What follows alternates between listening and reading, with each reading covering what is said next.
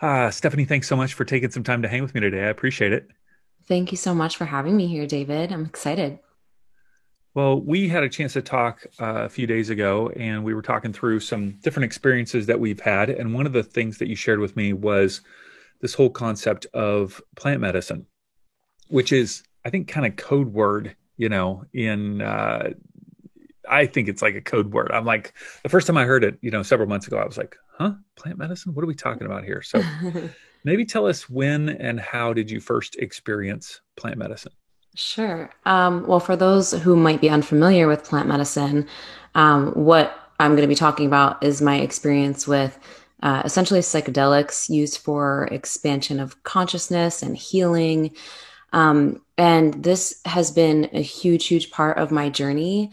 I got into it maybe like 6.5 years ago when I was going through this phase of my journey where I felt like I was in a major transitional phase.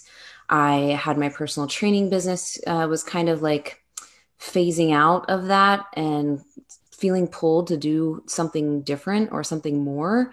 And I was doing a lot of growth before that. And I felt like there was this part of me who still was like left behind and not catching up to where I was going. And a friend of mine shared about ayahuasca in particular with me. And I was hesitant at first because, it sounds kind of crazy to take this stuff and puke if you need to and have this psychedelic journey experience and all these things. So I was hesitant at first. Had you had any experience with any non-prescription drugs Yeah. prior? So, like years before that, like back in like 2007, I didn't do any psychedelics before that, but I had experience with like MDMA, but it was in a nightlife kind of place. It wasn't done like with intention. And I've had experience with other things that were not really functional, but I didn't have an experience with psychedelics, so I was really nervous, but I had an open mind, so I decided to try it out. And that night, the first journey I experienced in 2015, I think it was like April, maybe 2015 or 14. I don't know, but it was so powerful that I started connecting all these dots on my whole journey leading up to that point where it was like all the timelines converged and I just was like, oh wow, this makes so much sense. I totally understand now. Everything that I experienced growing up makes so much sense. All of these times I doubted myself when spirit was assisting me were definitely like real and legit. And I just went on this journey of healing and expanding and guiding other people on the path if they choose to. And it actually inspired my whole business, to be honest with you. My whole business Wow. now has been inspired by psychedelics. Wow. Wow. Okay, so there are different types of plant medicine. You mentioned ayahuasca. What are the other more common, plant medicines that Yeah. you have either experienced or that you know of? Mushrooms, psilocybin, magic mushrooms are really, really powerful. They're actually my favorite. And Is there a difference they, between psilocybin and mushrooms? no, it's the same thing, like Okay. psilocybin, magic mushrooms. Okay. So, but I've also had experience with 5-MeO DMT, regular DMT, combo frog. It's the frog poison that is like basically a huge detox for your system, energetically and physically. I've also had experience with Wachuma, which is also known as San Pedro, which is a cactus. It's in the same family as peyote. And they're all very different. I have had many different experiences with those things, and it's completely expanded my consciousness and helped me connect to the larger part of myself in a way that I didn't always know was possible. I want to get to that for sure, but help us understand the difference between these different Yeah. substances. So ayahuasca is essentially it's a brew and it's like you drink it out of this little shot glass, this little cup. And it really, for that, it has a purgative effect. So for that, when you ingest it, there's a purge that happens, and then you go on this journey, this trip essentially, where you're basically being guided through a lot of different things. Now, the experience is different for everyone. And it's yeah, it's different for everyone and it's different every time. So you're basically taken on this journey, and there are messages that come through, or there are parts of your unconscious mind that are able to communicate more clearly, and you end up having all of these realizations, or letting go of old stories or beliefs, or healing things from your family, your lineage. Um, and uh, it lasts about maybe 6 hours. Yeah. Wow, that's a long experience. And are you, I've heard that's more of an intense kind of dark, like perhaps dark Uh, experience. it can be, it can be, but that's also relative to what someone considers as a dark experience, and also to whether they are not surrendering to the experience. It can be more challenging. The key is always to surrender, and that's what some people struggle with, where the ego wants to hold on and control the experience. Mhm. But with ayahuasca, there's no controlling. You've got to surrender, and if you try to control, then it can be a little bit more challenging. Okay. Now, mushrooms, on the other hand, in my experience, are more gentle and easier to navigate, well, depending on the dose, of course. And I've had many amazing experiences with mushrooms as well. You normally don't purge on mushrooms, but there's always a possibility if something needs to come out energetically or physically. But in my experience, the mushrooms is a more gentle um, journey, which again does similar things as helping you heal old belief systems, old stories, trauma from your past, trauma from your lineage. A lot of people get like really powerful downloads or assistance from other beings or spirit guides. Um, yeah, it's more gentle, and it usually lasts a little shorter than ayahuasca. Maybe like, well, it depends. It really depends, like how much the person's doing and whatever. So, yeah, it's much easier. I recommend that for like people who are just getting into it. But again, it's what your soul is pulling you to do. Hmm. Now, Now, how is this a different, go ahead. I apologize. Keep going. no, I was going to just explain some of the other ones. DMT is and I'm not like an expert on explaining exactly what it is, but um, so DMT is something you smoke actually, and it as soon as you smoke it, it completely you leave and go into the matrix, and the not the matrix, you leave and go into all that is like you just shoot off, and all there's all of these geometries and energy, and it's kind of like you're in this maze of like a kaleidoscope, and you just become it. And in that place, um, again, there are downloads that come in. There's like it's just a vibrational frequency shift because of being in that energy. The experience for that is like 15 minutes, not very long. Um, and sometimes people don't always remember exactly what happened, or they can't fully explain it. However, going forward, there might be, a shift. There will be shift in the way they think, or there will be ideas that come in, or, something happens in their reality that reflects the shift, in my experience of it. And then Wachuma, San Pedro is the cactus, another thing that you drink. It's really disgusting, in my opinion. And that is more like grounded. So you don't actually it's more in your body. And people usually don't hallucinate on that. It's more like about being in your body and integration and teaching your body how to like, embody these shifts and these new realizations and what have you. And so that's another really powerful medicine. Okay. Now, I've also seen people talking about, is it cacao? Cacao? Oh, cacao, yeah. It's like a heart, they call it a heart opener. Heart Is that right? opener, yeah. Yeah. Yeah, I love ceremonial cacao. Now, I mean, ceremonial cacao is different than like your normal cacao. It's essentially like raw chocolate. And it can have a bitter taste. The best the best cacao that I love to use comes from Guatemala, my favorite freaking place on the planet.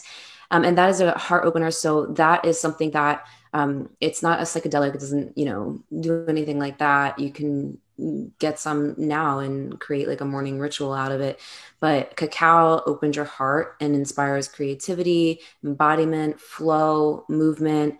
So the way that I like to use that is sometimes in the mornings, I'll make some cacao and I'll have an intention and I'll set my morning ritual up and I'll do some movement, like maybe some just dancing and flowing, or maybe something with my voice where I'll sing or vocalize something.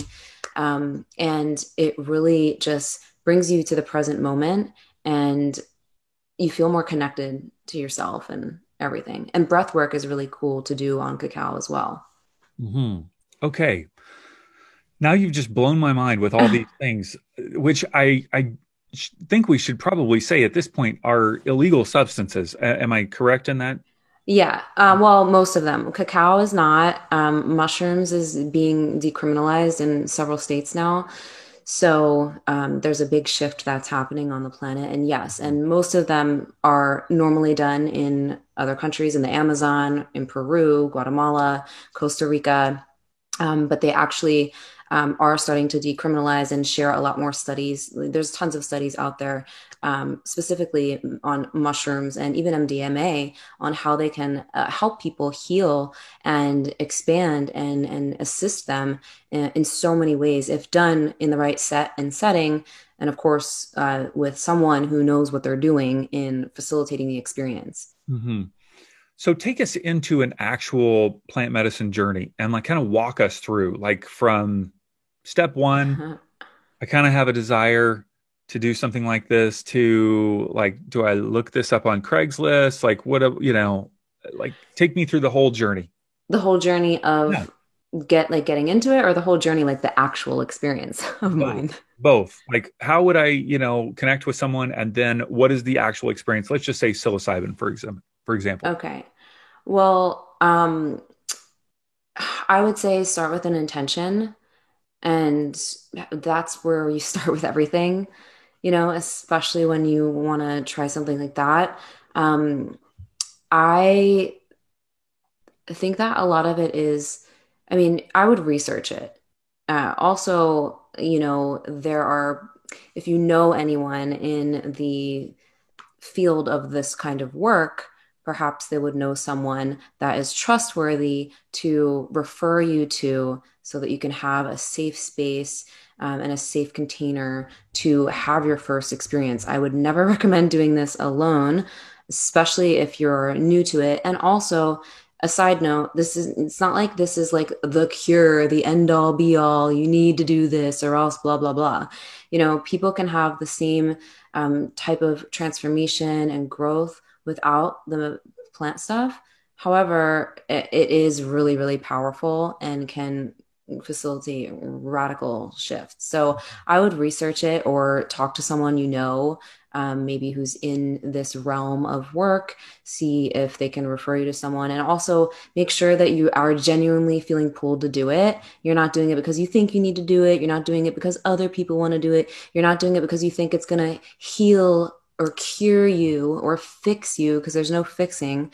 And you genuinely have like a soul pull to experience this, and you go into it with intention and with an open heart and an open mind and ready to surrender and fully just surrender to the experience and treat it as a sacred journey for yourself. Mhm. I think that's the thing that is most pronounced to me in talking about this that it is some sort of a sacred journey. Oh It's yeah, not a it's very. recreational experience. It's very, very, very sacred in my and for me. And for other people, maybe they don't have it in as high of a regard. But I treat it in such a sacred way that where I don't always talk about it.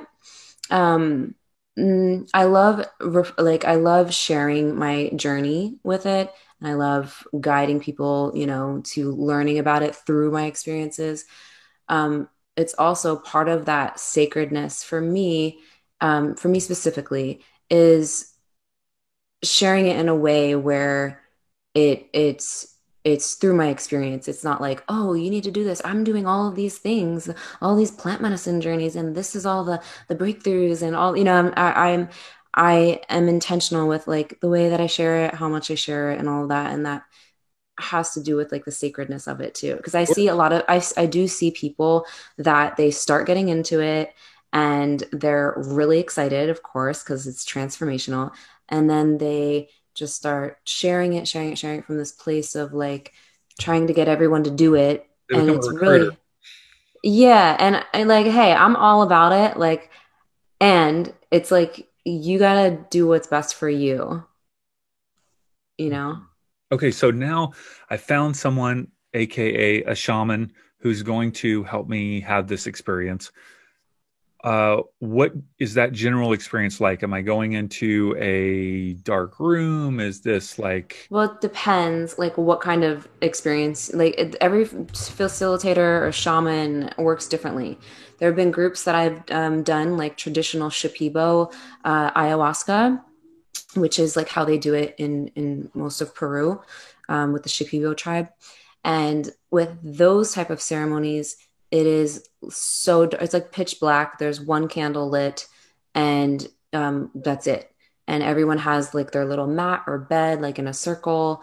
Everyone has a puke bucket next to them, and you go up to the person who's serving. You say a little prayer, and then you drink it, and then you give them the cup back, and then you go back to your bed.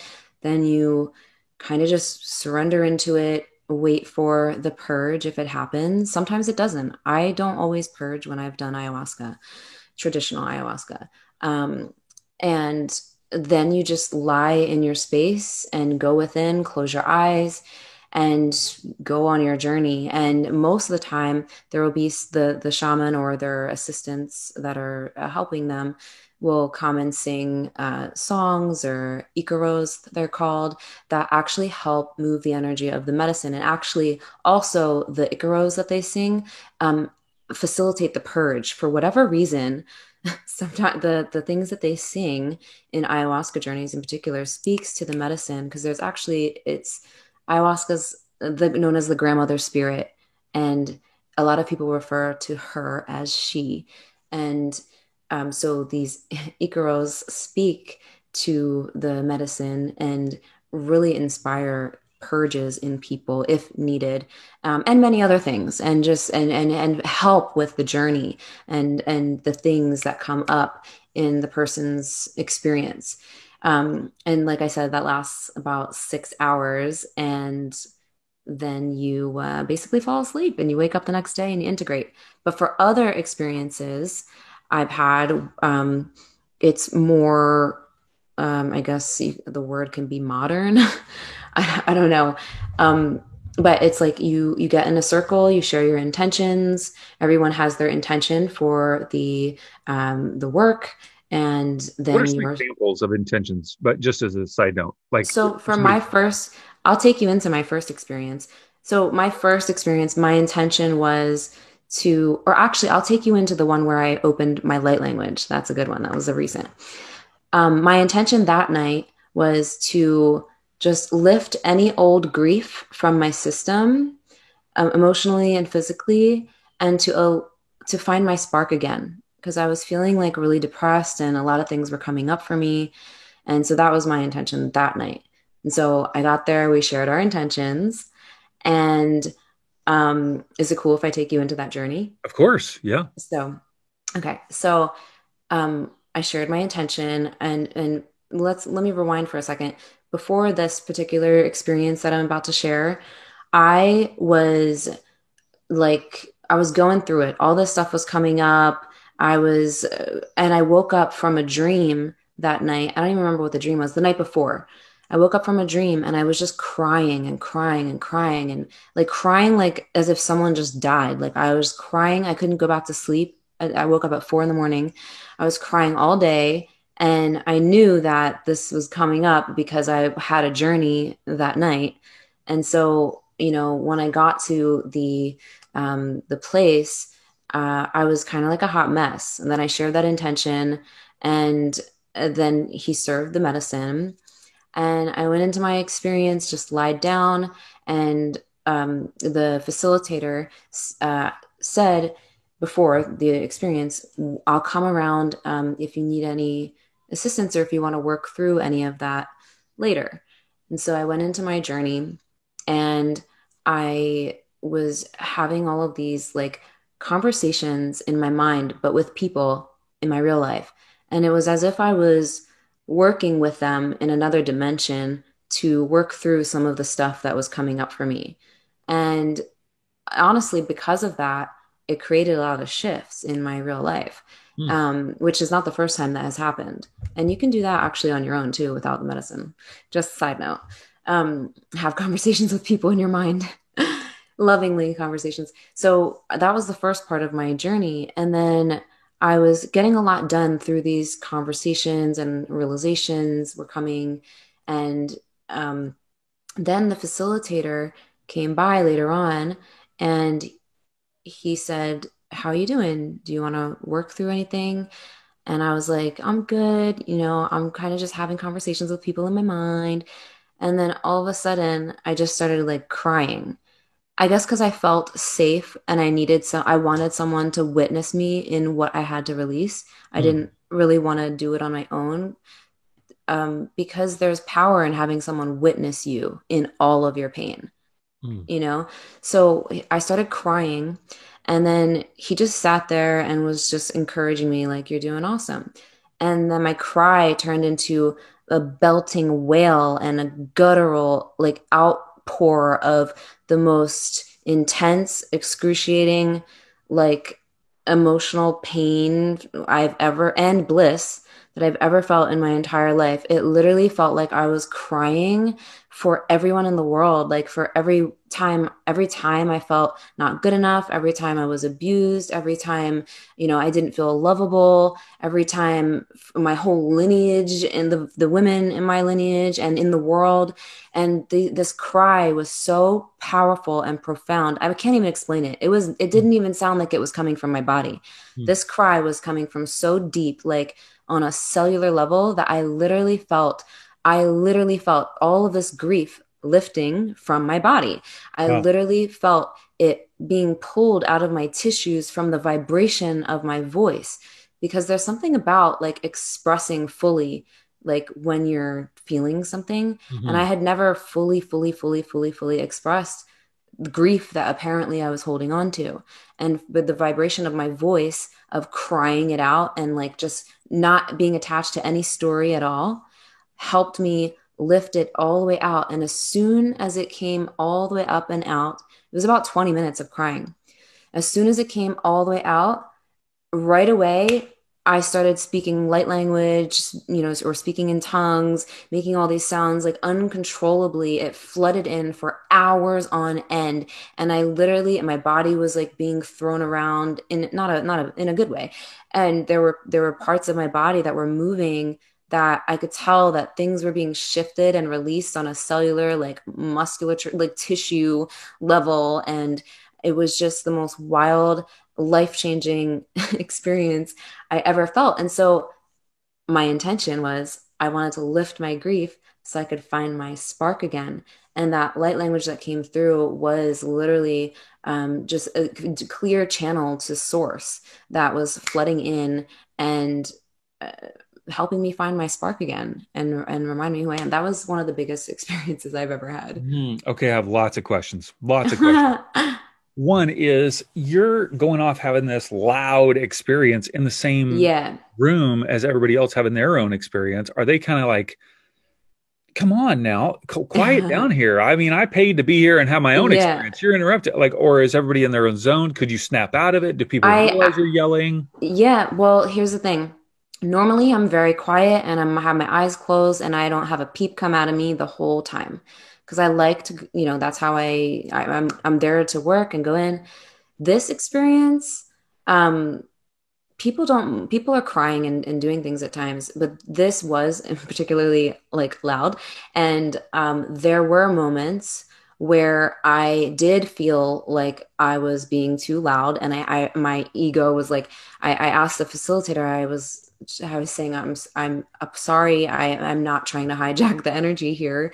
I just literally I can't, like it was just coming, like I could not even control it. There was my voice, but then there was also the stuff at the same time, and it was it was wild. So the other people at that experience, they were actually told me later on that a lot of them, they were listening, or they were in their own experience still. So later on, I come to find out that at certain points of the channeling and the crying, each of them had their own experience within that it sparked something, or something came up for them and they felt that it was as if because when you're in that space, everything just like, usually everything is kind of like in flow. If, however, it was too much for other people, then the facilitator would have just brought me into a different room, or whatever, to, accommodate. But yeah. Hmm. Now, when you're in that zone of whether it's ayahuasca or psilocybin, you're saying it's lasting that long. Could you consciously step out of that, or is it so consuming that you're in, you know, the experience and you can't pull yourself out? You're pretty much in the experience. Um, I'm sure there are some ways that people can pull themselves out, or, um, yeah, I guess if you, I don't think you'd want to eat anything, but I guess if you ate something that would ground you, you could Mhm. probably pull yourself out a little bit. There's none of that though at traditional ayahuasca ceremonies. Like, you're in it, you're in it. If you open your eyes, of course, you are coming into a different level of awareness. So it's definitely more intense with your eyes closed, but that's where you get the work done. Most of the work, it Sure. comes from really going in. And when your eyes are open, you're aware of your surroundings, and you're here in the physical. When your eyes are closed, you just become all of it. And there's no distractions. Sure, sure. So you described this as a light language or speaking in tongues, and we talked about this last time, which is Mhm. it's so interesting because if perhaps somebody has a similar Christian background as myself, there is something in the Christian tradition called speaking in tongues, where it's a direct. They would call it um, a spiritual language, a divine language, to connect directly with God. It like Mhm. circumvents the mind. It's kind of a spiritual. And I'm hearing you describe something similar to that. Is that something that you have continued to speak in whenever you want to, whether you have the plant medicine or not? How has that impacted your, I don't know, day to day life? Yeah. So before that experience, it started opening up over last summer, and in other little journey spaces that I was in.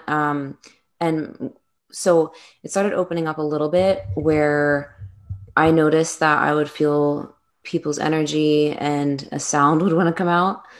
Um, but it was definitely like that was the biggest activation opening from that. So after that, yeah, it has come through more in my normal life if I set the intention for it to do too.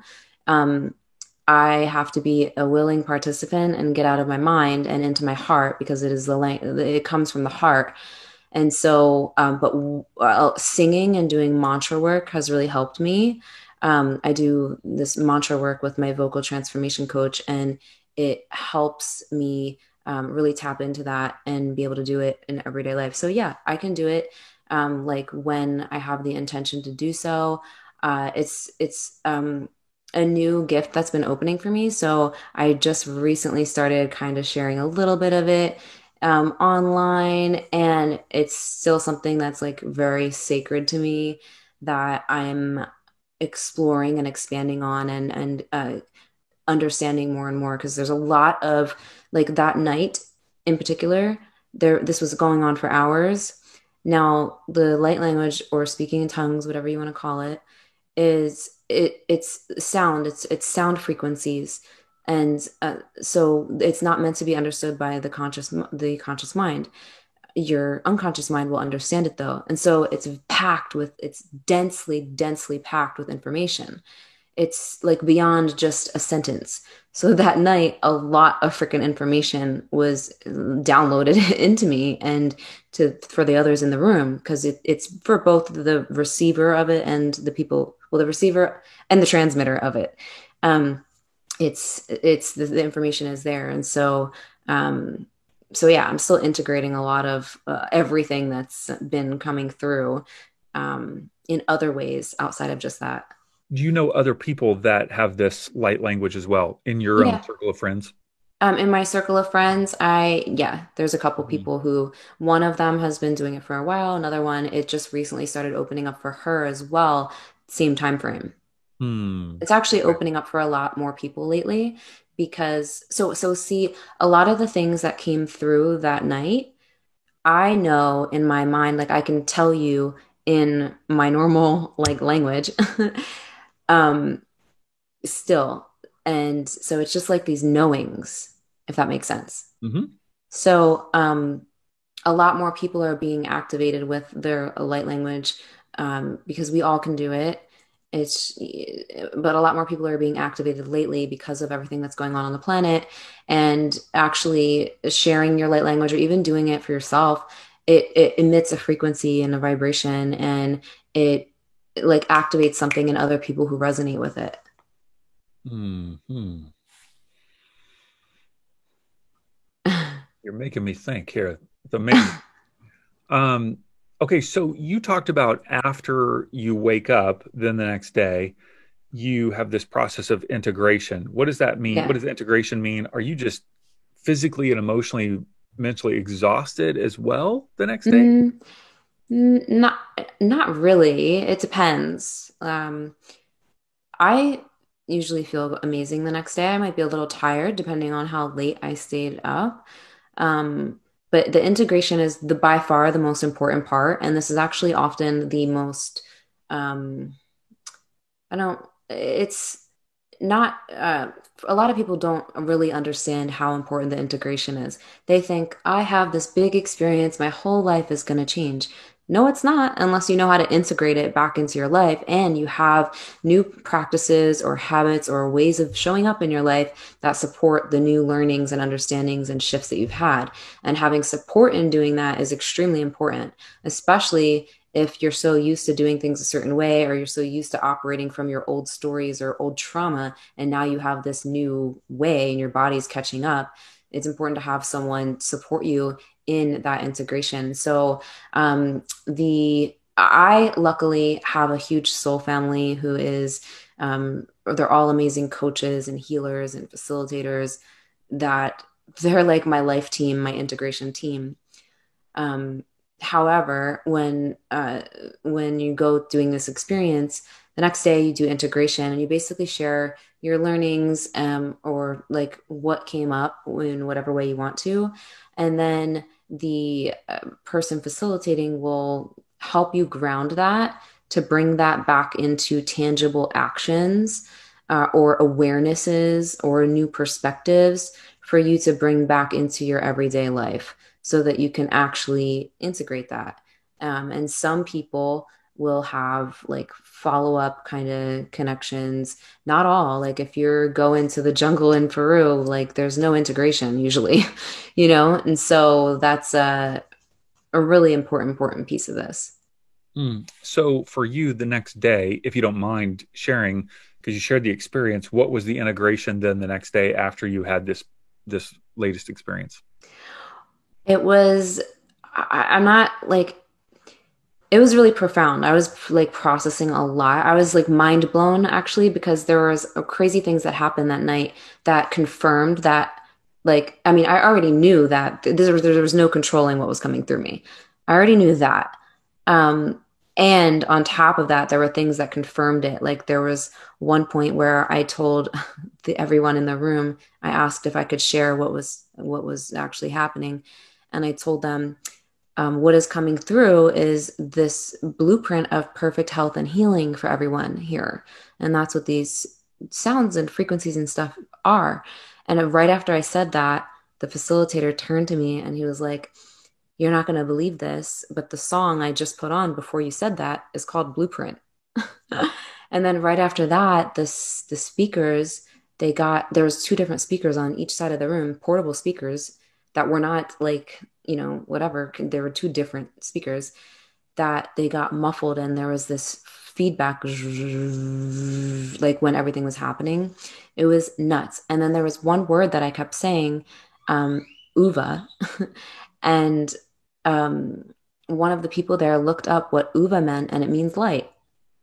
Yeah. So the next day, I was still had all these things, and I was like, my whole body was going through this. It wasn't just coming out of my mouth.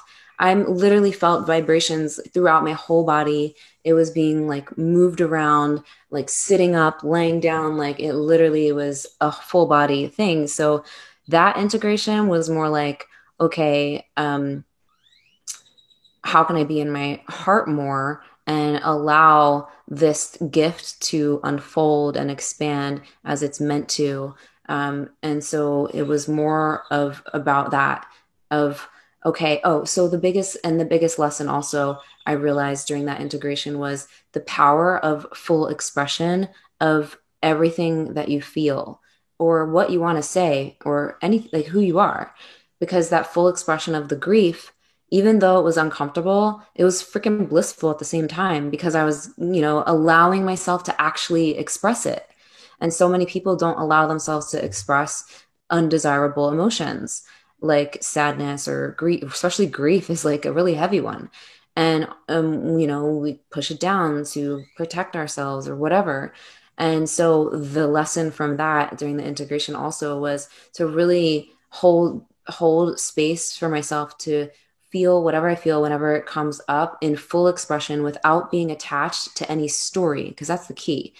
If you get attached to some story, oh, I'm feeling this because this happened and this, and what about this? And you're crying because of the story, instead of just being with how you're feeling and not blaming it on any particular experience and just understanding this is just what I'm feeling.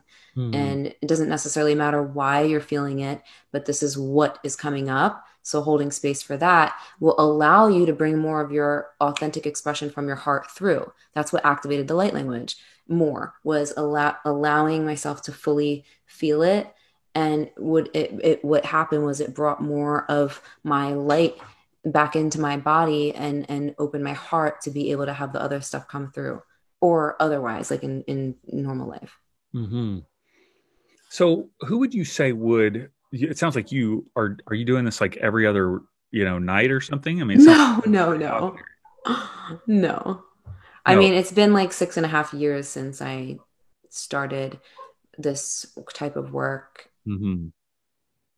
So it's you've had a lot of chances to do this experience, obviously. Yeah, I've had a lot of Um, experiences over the years.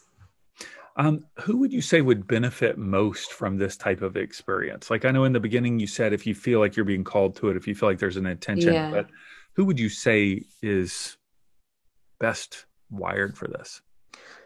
If you're someone who is really like showing up for the work and you're not afraid to do that, and you are willing to surrender to the experience and actually integrate the transformation that happens, and you're doing it from your heart, and you are obsessed with growth and expansion, and you're ready to let go of everything that doesn't any serve you anymore, then this is something that can really help you. But if you're someone who's like, not gonna fully show up for it or doing it from a ego place, or like I said, thinking like it's a quick fix, then it's probably not the right thing. Or if you're really scared and it just doesn't resonate, a lot of, if you're really have fear around it, then I wouldn't say to do it because, you don't want to bring that into the experience. With that said, it's common to be nervous, or whatever before your first experience. Sure. Stephanie, I really appreciate you sharing this because I know a lot of people, because it is really sacred, and I really appreciate you, diving in with my ignorant questions, and just, sharing your experience. I really appreciate it because I know a lot of our listeners, this will be a first time hearing something like this.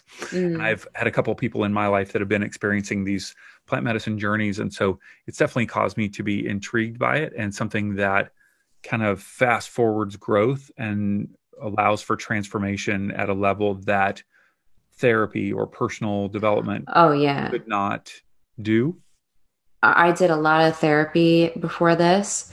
And all of these things have really helped me. Like everything that I've done, but like this type of work is like years of therapy and like one journey.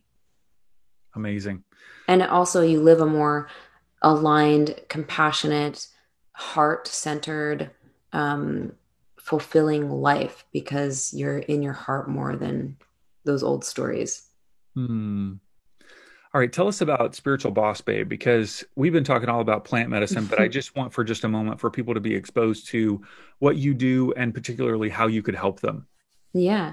So I started Spiritual Boss Babe back in 2016, and it turned into a wildly booming community for spiritual entrepreneurial women who want to create a life and a business that sets their soul on fire. So I help people really transcend those old paradigms and make quantum leaps and manifest more abundance through mastering their subconscious mind, their energy, and taking aligned action in the direction of where they want to go. And so I do this through a lot of different modalities and teachings and understandings that are really powerful, essentially to help you remember who the F you are so that you can be, do, and have everything that you desire in life.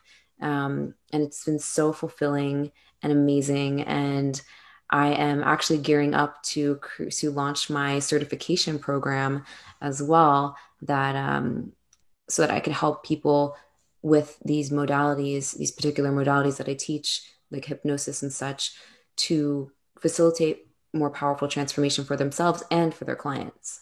Mm-hmm. Spiritualbossbabe.com.